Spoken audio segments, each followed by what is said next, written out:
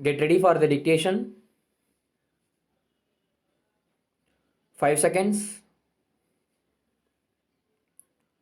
Start.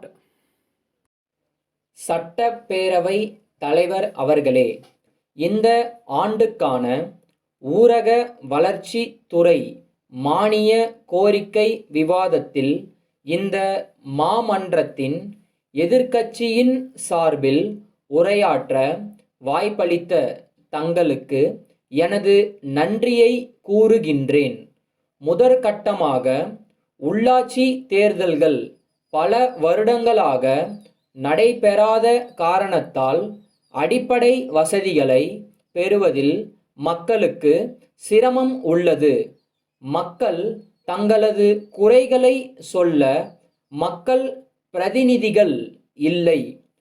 ஊராட்சிகள் தனி அலுவலர்களின் கட்டுப்பாட்டிலேயே இயங்கி வருகின்றன. தொடர்ந்து அவர்களது பதவி காலத்தையும் அரசு நீட்டித்து வருகிறது. இது தொடர்பான வழக்கு நீதிமன்றத்தில் வந்தபோதும் அரசு தேர்தல் தாமதமாவதற்கு பல நிர்வாக காரணங்களை சொல்லி வருகிறது. எனவே இந்த அவையின் மூலம் கேட்டுக்கொள்வது எல்லாம் அரசு விரைந்து உள்ளாட்சி தேர்தல்களை நடத்த வேண்டும் என்பதுதான். இது குறித்து மாண்புமிகு அமைச்சர் அவர்கள் பதில் உரையின் போது ஒரு தேதியை அறிவிப்பார்கள் என்று நம்புகிறேன். இரண்டாவதாக, ஏழை எளிய மக்கள் பசுமை வீடுகள் கட்டிக்கொள்ள உள்ளாட்சி துறையின் சார்பில் 2 லட்சம் ரூபாய் தரப்படுகிறது. தற்போதுள்ள விலைவாசியில் இந்த தொகை போதுமானதாக இல்லை என்று மாநிலம் முழுவதும் மக்கள் தெரிவித்து வருகிறார்கள். எனவே அரசு இதை கனிவுடன் பரிசீலித்து அதனை 3 லட்சம் ரூபாயாக உயர்த்தி தர வேண்டுமென்று கேட்டுக்கொள்ள விரும்புகிறேன். இதனால் கூடுதல் செலவுக்காக ஏழை மக்கள் கடன் வாங்கும் நிலை தவிர்க்கப்படும் என்பதை சுட்டிக்காட்ட ஆசைப்படுகிறேன். நமது நாடு கிராமங்களில் தான் வாழ்கிறது என்று சொன்னால் அது மிகையாகாது. அத்தகைய கிராம பகுதிகள் வளர்ச்சி அடைய நகர்ப்புறங்களுடன் இணைக்கும் சாலை வசதி அவசியமாகும். தற்போது ஊராட்சி ஒன்றியங்களின் மூலம் அமைக்கப்படும் சாலைகளில் சிறு பாலங்கள் அமைப்பதில்லை. எனவே மழை காலங்களில் சாலை எளிதாக பழுதாகிறது. எனவே தேவையான இடங்களில் சிறு பாலங்கள் அமைத்து பழுதடைந்த சாலைகளை சீரமைக்க வேண்டும் என்று அன்போடு கேட்டுக்கொள்ள ஆசைப்படுகின்றேன். அடுத்ததாக, நமது உள்ளாட்சி அமைப்புகளிலேயே பணியாற்றும் துப்புரவு தொழிலாளர்கள் குறித்து பேச விரும்புகிறேன். சமூகத்தின் கடைநிலையில் உள்ள இவர்கள் பெரும்பாலும் சுகாதாரமற்ற இடங்களில் பணியாற்றுகிறார்கள் என்பதை நாம் நினைவில் கொள்ள வேண்டும். ஆகவே அவர்களுக்கு கையுறைகளும் சுகாதார பெட்டிகளும் வழங்க வேண்டும் என்று கேட்டுக்கொள்ள விரும்புகிறேன். நான் இந்த சந்தர்ப்பத்திலே மற்றொன்றையும் சுட்டிக்காட்ட விரும்புகிறேன்.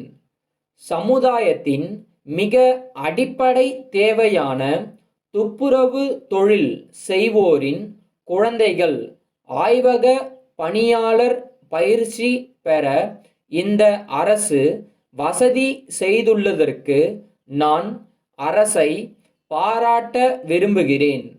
அதேபோல மருத்துவம் மற்றும் மருத்துவம் சார்ந்த படிப்புகளில் இவர்களின் குழந்தைகளுக்கு இடஒதுக்கீடு வழங்க வேண்டும் என்று கேட்டுக்கொள்ள விரும்புகிறேன். மேலும் இவர்களுக்கு செயல்வழி கற்றல் முறையிலும் கற்பிக்க வேண்டும் என்பதை மாமன்ற உறுப்பினர்களின் கவனத்திற்கு கொண்டு வருகிறேன். கோயம்புத்தூர் சத்யா கூட்டமைப்பின் மேலாளர், பொள்ளாச்சி திருவாளர்கள் மேனகா கூட்டமைப்பின் மேலாளருக்கு எழுதிய கடிதம். அன்புடையீர், தங்களின் கடந்த மாதம் 2ஆம் நாளிட்ட கடிதம் கிடைக்கப் பெற்றோம். நன்றி.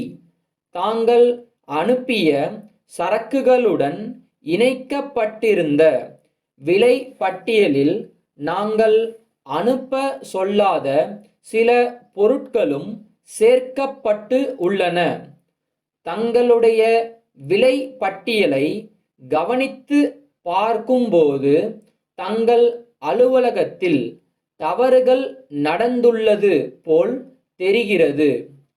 துணிகளை அனுப்பும்போது சரியான முறையில் கட்டி அனுப்பாததால் சில துணிகள் சேதமாகி உள்ளன. அவற்றை எங்களுடைய வாடிக்கையாளர்களுக்கு விற்பனை செய்யும்போது அதிக தள்ளுபடி விலையில் விற்பனை செய்ய வேண்டியுள்ளது. இவ்வகை துணிகளுக்கு குறைந்தது 40% தள்ளுபடி அளித்தால் அவற்றை திருப்பி அனுப்பாமல் விற்பனை செய்ய இயலும் என்பதை அன்போடு தெரிவித்துக் கொள்கிறோம்.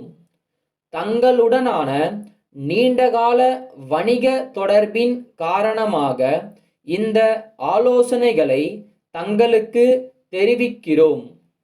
எங்களுடைய கருத்தில் தங்களுக்கு உடன்பாடு இல்லையெனில் இது குறித்து மேலும் மேற்கொள்ள வேண்டிய நடவடிக்கைகளை தெரிவிக்கவும். தங்கள் நம்பிக்கையுள்ள